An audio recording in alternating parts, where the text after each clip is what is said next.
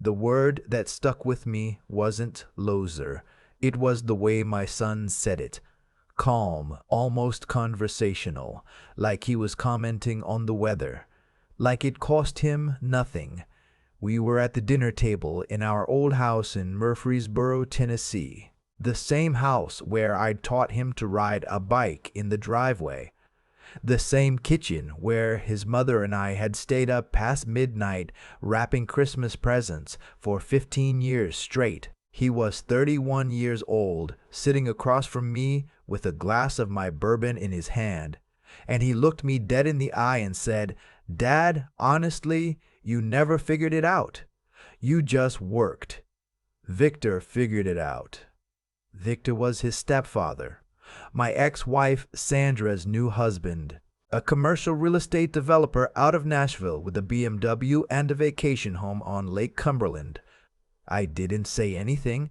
I picked up my fork. I cut into the chicken breast I'd grilled myself. I chewed slowly. My son called Hitonam by what his mother named him because she picked it. Connor watched me, maybe waiting for a reaction. When he didn't get one, he looked back down at his phone. I was 63 years old. I had spent the last 9 years rebuilding my life after the divorce. I drove a 2018 F-150 that I paid cash for. I lived in a 2-bedroom house near the Stones River that I owned outright. I got up at 5:30 every morning, 7 days a week, because I'd built a small HVAC business from nothing after losing the contracting job I'd had for 18 years when the company went under in 2012. I wasn't rich, but I had never once asked another man for anything.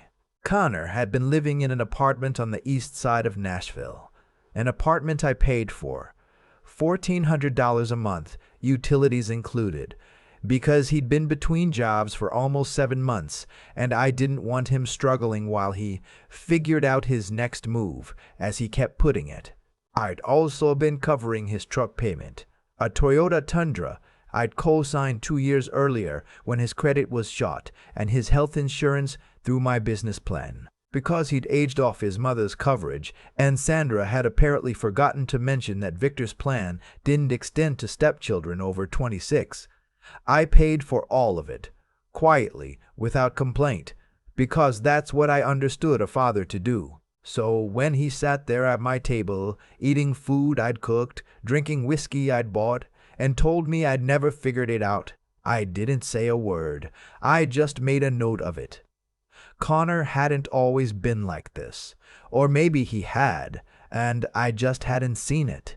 That's the thing about watching your kid grow up. You're too close to the picture to see what's actually in it. When he was young, he was a good kid. Quiet, a little stubborn, but good.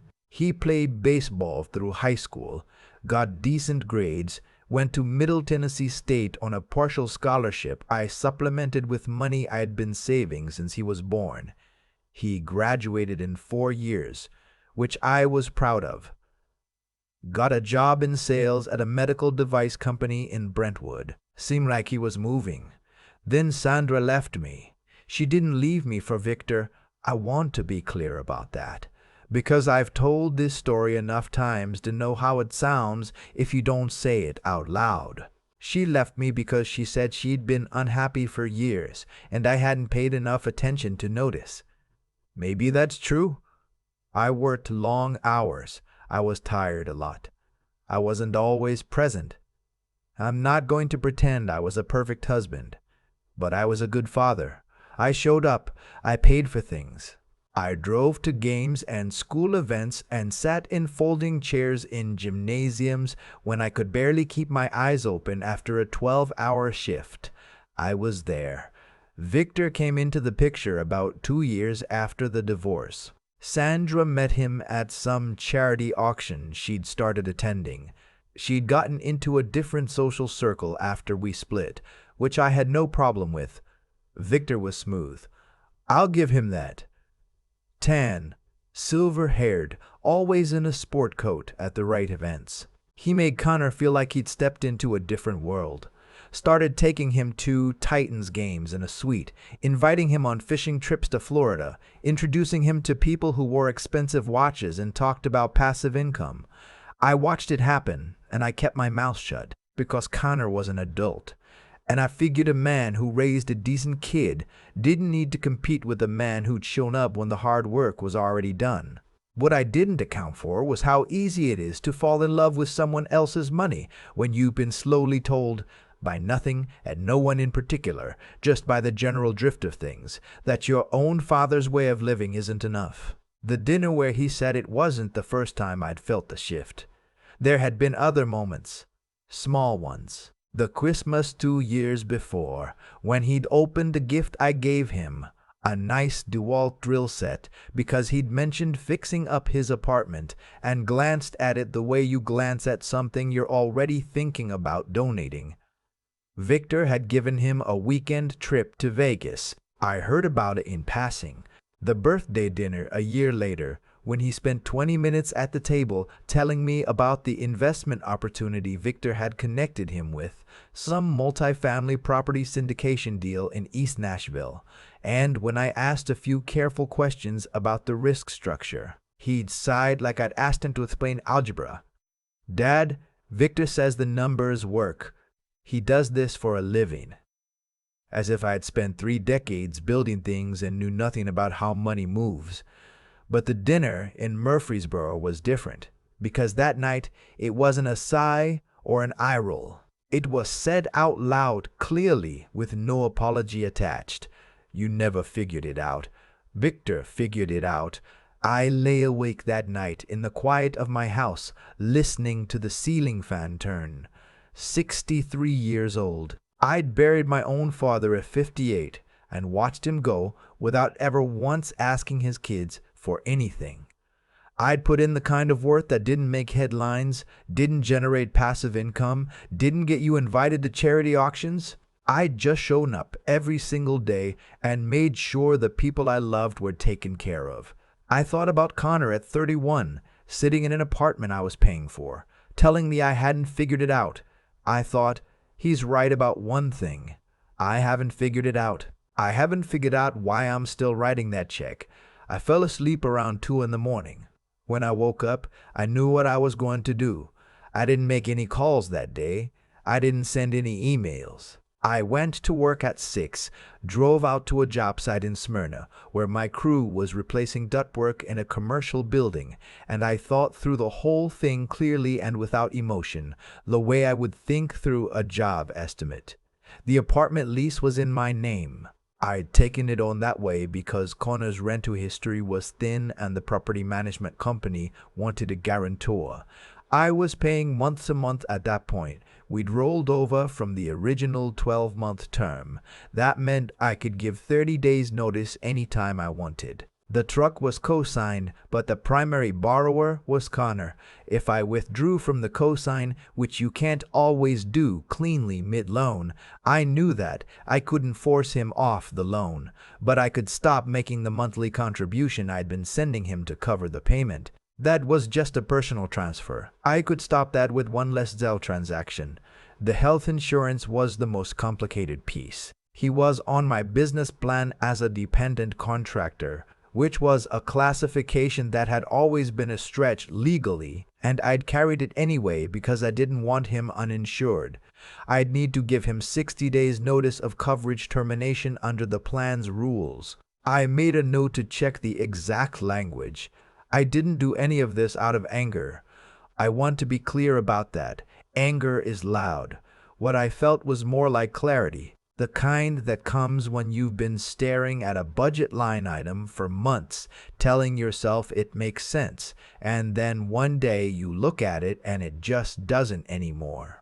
My son was 31 years old. He had a college degree. He was healthy. He had a network of people, including his stepfather, who had apparently figured everything out, who could help him find his footing. He didn't need me to pay his rent. He needed me to stop. I gave the apartment 30 days notice on a Tuesday. I mailed a copy of the notice to Connor at the same address, certified mail, so there was no question about whether he'd received it. I wrote him a short letter, not cruel, not emotional, explaining that I was stepping back from financial support and that I believed he was capable of handling his own expenses. I told him I loved him. I told him the door to my house was always open for a real conversation. I told him I wasn't going away. I was just done paying for a version of our relationship that wasn't working for either of us. Then I stopped the Zelle transfers. Both of them, the rent contribution and the truck payment help. Then I called my insurance broker and started the process of removing him from the business plan. I didn't hear from him for 11 days. When he called, it was a Tuesday evening. I was on my back porch drinking coffee and watching the light fade over the tree line. I almost didn't pick up, but I did. "What is this?" he said. "No hello. What is the certified letter? You're ending my lease?" "I gave notice on the apartment," I said. "You have until the end of next month. Dad." His voice shifted into something between anger and panic. I can't find a place in 30 days in Nashville. Do you know what rents are like right now?" I did know. I'd been paying one of them. "I know it's not easy," I said. "That's why I gave you the full 30 days. And I wrote you a letter. Did you read the letter?" Silence. "Connor, did you read it?" "I read it." His voice was flat. "You said you love me. Great. You also just pulled the rug out." "I've been paying your rent for 7 months," I said. "And your truck payment. And your health insurance." "You're 31 years old. You said you'd help me while I figured things out." "I did say that, and I meant it when I said it. But at dinner last month, you told me I'd never figured anything out. You told me Victor had figured it out." I paused. "So I figure you've got a resource there." Another silence. Longer this time. "That's what this is about?" One comment. "It wasn't one comment," I said, "but that one made things clear for me." He said some things after that. He said I was being petty. He said I was punishing him for being honest. He said that real fathers don't hold dinner conversation against their kids. I listened to all of it. I didn't argue. When he ran out of things to say, I told him again that I loved him, and I told him my door was open, and I said good night. I sat on the porch for a long time after that, finishing my coffee in the dark. The call from Sandra came 9 days later. I was at a job site in Franklin when my phone rang and her name came up. We didn't talk often, maybe 4 or 5 times a year. Usually logistical things about Connor, a birthday, a holiday, coordinating some family event. We were civil. We weren't friends. "I need to talk to you about Connor," she said. "All right, he called me. He's really struggling, Patrick. He doesn't have the money for a new deposit. His credit has gotten worse. Did you know that? He missed 2 truck payments." I hadn't known that.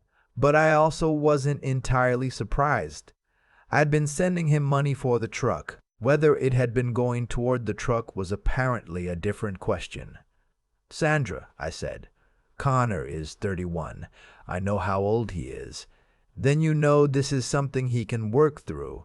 He's got a degree. He's healthy. He's got contacts through Victor's network. Victor isn't going to." She stopped herself.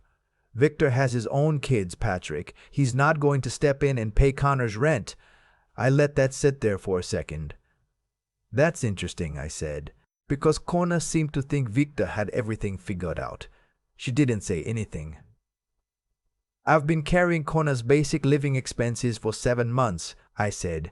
"I did it because I thought he needed a bridge, but he's been using it as a floor. And at some point, Sandra, at some point, the kindest thing I can do for that kid is to stop making it comfortable for him not to try. You're his father." "I am," I said. "That's exactly why I'm doing this." She tried a few more angles. She said I was being rigid. She said this wasn't the time to make a point. She said Connor was already depressed, and this was going to make things worse. I listened to all of it, the same way I'd listened to Connor.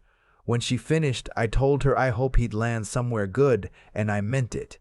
We hung up. I stood on the job site in the morning sun.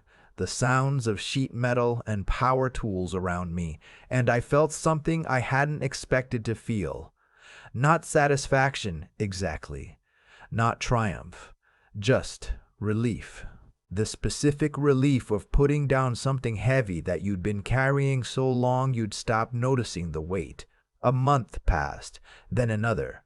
Connor found a roommate situation in Antioch, not ideal, but livable. His sister, my daughter from a brief relationship years before the marriage, told me about it. She and Connor weren't close, but they talked occasionally. She said he sounded okay. Stressed, but okay. He got a job offer, a sales position at a tech company in downtown Nashville, better base salary than his last role. He called to tell me about it. The conversation was different from the last one, shorter, quieter. He didn't ask for anything. He just said, "I wanted you to know." I told him I was proud of him. And I meant that too. We didn't talk about the dinner. We didn't talk about what he'd said. Some things don't need to be relitigated. I've lived long enough to know that an apology forced from a grown man is worth less than the silence that comes when he's genuinely trying to do better. I noticed he was trying. That was enough for now. Last month, Connor came to Murfreesboro for a Sunday. Just the two of us. He brought lunch, sandwiches from a place he knew I liked, and we sat on the back porch where I'd taken that phone call 9 months before. We talked for 3 hours about his new job, about a woman he'd been seeing, about baseball, which we'd always been able to talk about when everything else got complicated. At some point he looked out at the tree line and said, without turning to look at me, "I think I was pretty far off base for a while." I didn't say yes, you were. I didn't say I know. I just said, "It happens." He nodded. We kept talking. When he left, he shook my hand at the door and then pulled me into a hug, the kind that's brief but real. I stood in the doorway and watched his Tundra back out of the driveway. 31 years ago, I held that kid in a hospital in Murfreesboro, not knowing what I was doing, not knowing anything about being a father, just knowing that I would do whatever it took. I didn't have a suite at the stadium. I didn't have a lake house. I didn't know anything about syndication deals or passive income or wearing the right sport coat at the right event, but I was there. Every single day I was there, figuring it out one day at a time.